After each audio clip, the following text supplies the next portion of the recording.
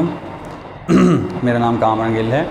Professional law college के platform से असाद online channel पर हम मॉर्गेज को हमने डिस्कस किया है, ट्रांसफ़र ऑफ प्रॉपर्टी एक्ट को हम डिस्कस कर रहे हैं। उसमें हमने पहले मॉर्गेज को भी डिस्कस किया है। अब जो दूसरे मोड्स ऑफ ट्रांसफ़र हैं हम उनको डिस्कस करेंगे, उनकी डिटेल ले लेंगे। तो आप सबसे पहले इस चैनल को सब्सक्राइब करें, लाइक करें और दोस्तों के साथ शेयर करें। तो हम इसमें डिस्कस करते हैं दूसरे मोड्स ऑफ ट्रांसफ़र क्या हो सकते हैं। सबसे पहले हमने मॉर्गेज को डिस्कस कर लिया है। तो दूसरा एक और मोड ऑफ ट्रांसफ़र है सेल। जब आप पैसे के बदले में, जब पैसा मनी कंसीडरेशन जिसे हम कहते हैं, पैसे के बदले में आप चीज़ ख़रीद रहे हैं, ट्रांसफ़र ऑफ प्रॉपर्टी हो रही है बिलीवर्स मनी के, पैसे के एवज, ठीक है। तो हम उसे कहते हैं सेल।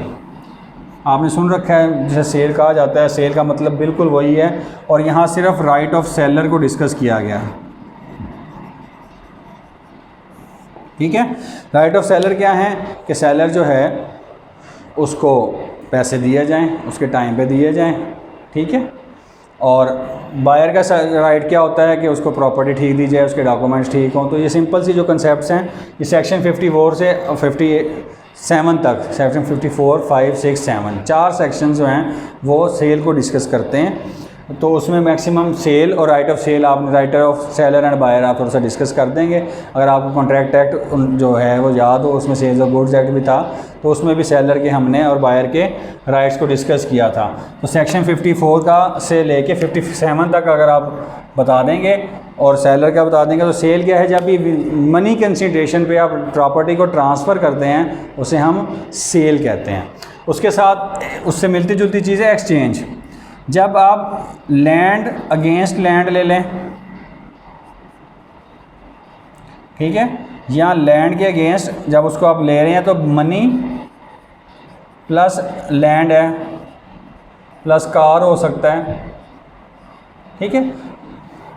जब पैसा अकेला सिर्फ वो मोड ना हो, मनी कंसीडरेशन सिर्फ ना हो, बजाय कि लैंड के बदले में लैंड ली जा रही है या मनी लैंड और कार उसके बदले में दी जा रही है, तो हम उसे कहेंगे ये एक्सचेंज है, ठीक है। सेक्शन 118 से लेके 121 तक जो है वो एक्सचेंज को डिस्कस करता है। ये भी एक मोड ऑफ ट्रांसफ़र है।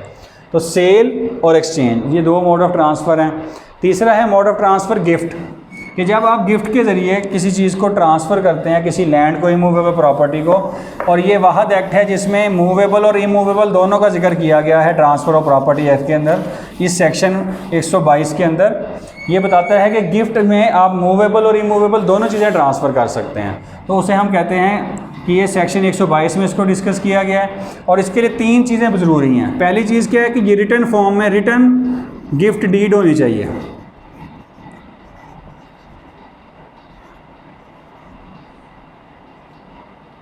ये ज़रूरी है कि हमने इसको कॉन्ट्रैक्ट में भी पढ़ रखा है। कॉन्ट्रैक्ट एक्ट में भी यही बात पढ़ी थी हमने कि गिफ्ट जब भी किया जाएगा तो उसको राइट डाउन करना ज़रूरी है। वो एक उसको रिटन फॉर्म में उसकी डीड बनाना ज़रूरी है।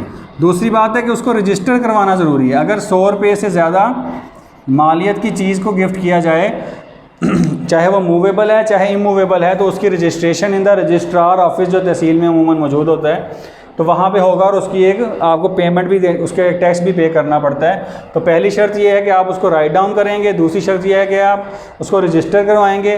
और तीसरा उसमें जो ऐड होती है चीज़ वो सिंपल ये है कि ट्रांसफ़र होना ज़रूरी है, कि आपने जिसने ए ने बी को ट्रांसफ़र किया है तो पोजेसन ट्रांसफ़र हो, पोजेसन और टाइटल, ये जब ट्रांसफ़र हो जाता है तो गिफ्ट कंप्लीट होता है। तो कानूनी तौर पे इसको राइट डाउन करना, रजिस्ट्रेशन करना और transfer of possession and title करना, एक बंदा ऑफ़र करे दूसरा उसको एक्सेप्ट कर ले तो गिफ्ट मुकम्मल हो जाता है। तो ये भी एक मोड ऑफ ट्रांसफ़र है। हम ट्रांसफ़र ऑफ प्रॉपर्टी एक्ट में मोड्स ऑफ ट्रांसफ़र देख रहे हैं, कैसे कैसे प्रॉपर्टी ट्रांसफ़र हो सकती है। सिर्फ विरासत इसके अंदर हमने इसमें से एक्सक्लूडेड है, वो सक्सेशन एक्ट के तहत ट्रांसफ़र होती है।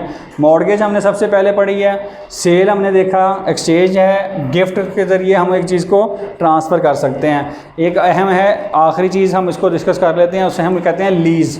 ये जो हम मकान वगैरह घर किराए पे लेते हैं, ये हम लीज़ पे मकान लेते हैं। आपने सुन रखा होगा जिन्होंने प्रॉपर्टी लैंड जो है एग्रीकल्चरल लैंड लीज़ करवाई है।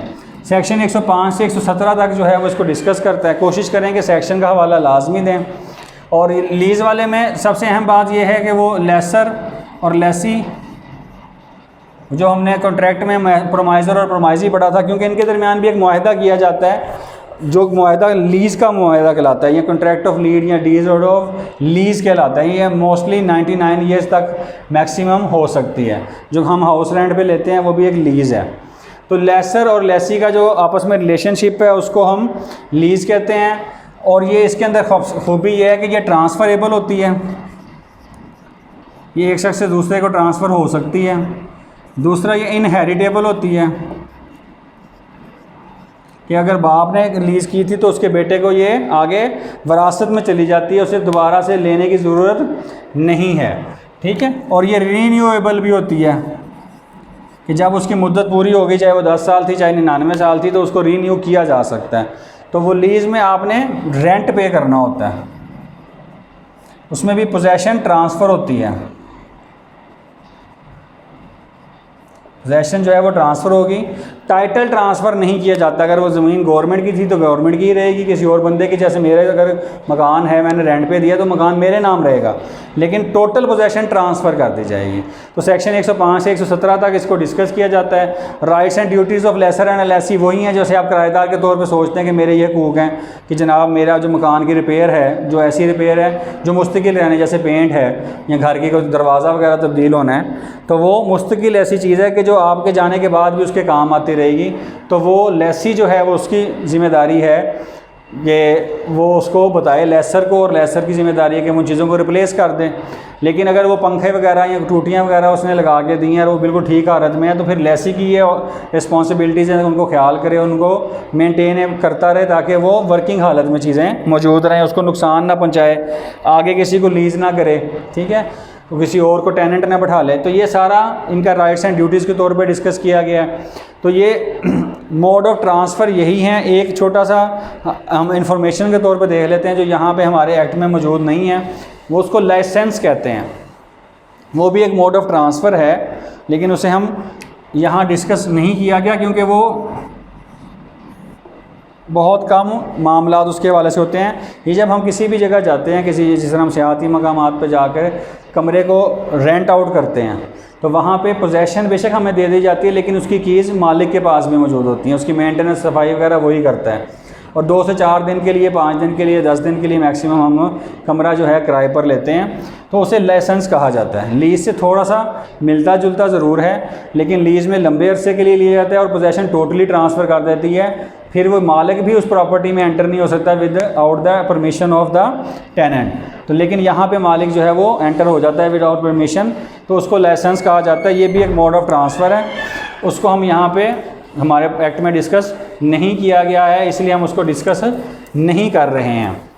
तो ये मोड ऑफ़ ट्रांसफ़र जो है हम उसकी एक समरी बना लें अगर, तो प्रॉपर्टी किन तरीक़ों से ट्रांसफ़र होती है। एक मॉर्गेज से ट्रांसफ़र होती है, जिसकी टाइप्स हमने पढ़ी, जिसके अंदर हमने पढ़ा कि फोरक्लोजर और रिडेम्पशन के राइट्स मौजूद हैं। मार्जिनल सिक्योरिटीज़ को हमने पढ़ा, सबरोगेशन को हमने डिस्कस किया, टैकिंग की प्रोहिबिशन को हमने डिस्कस किया है। वो सारा एक मॉर्गेज का टॉपिक को डिस्कस किया। तो बहुत अहम टाइप है ऑफ ट्रांसफ़र है वो मॉर्गेज है। उसके अलावा सेल से ट्रांसफ़र होती है प्रॉपर्टी, एक्सचेंज से ट्रांसफ़र होती है प्रॉपर्टी, गिफ्ट से ट्रांसफ़र होती है, लीज़ से ट्रांसफ़र होती है।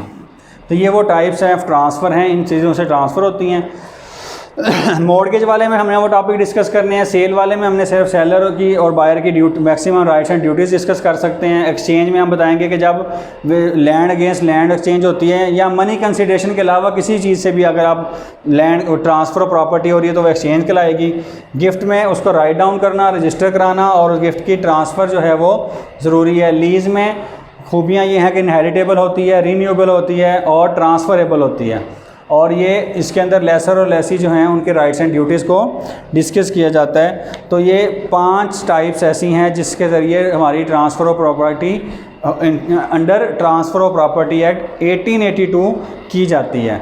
तो इनसे रिलेटेड ही क्वेश्चंस बनाए जाते हैं। शुक्रिया।